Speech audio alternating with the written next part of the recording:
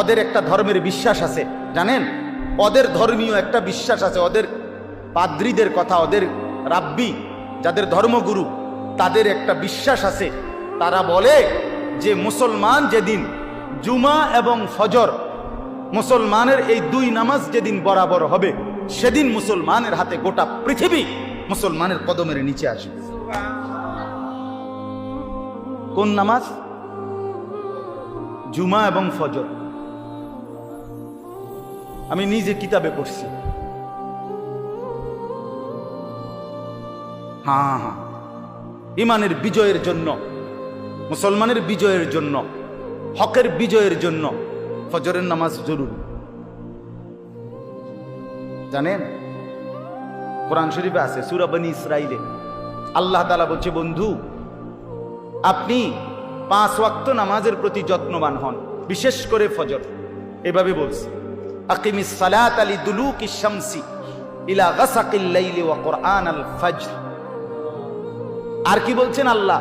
2 নম্বরে, বন্ধু তাহাজ্জুদ নামাজ, রাত্রি গভীরের নামাজ, এটার প্রতি যত্নবান হন। 3, দোয়ার জন্য বেশি বেশি আমি আল্লাহর কাছে চাওয়ার প্রতি, দোয়ার প্রতি মনোযোগী হন। এই 3টা জিনিস, আকিমিস সালাতা লিদুলুকিশ শামসি ইলা গাসাকিল লাইলি ওয়া কুরআনাল ফজর। আরেকটা হলো ওয়া মিনাল লাইলি ফাতাহাজ্জাদ বিহি নাফিলাতাল লাক। এরপরের আয়াত ওয়া কুর রব্বি আদখিলনি মুদখালা সিদকিন ওয়া আখরিজনি, এই দোয়া। তো আল্লাহ তাআলা বলেন 5 ওয়াক্ত নামাজ, বিশেষ করে ফজর।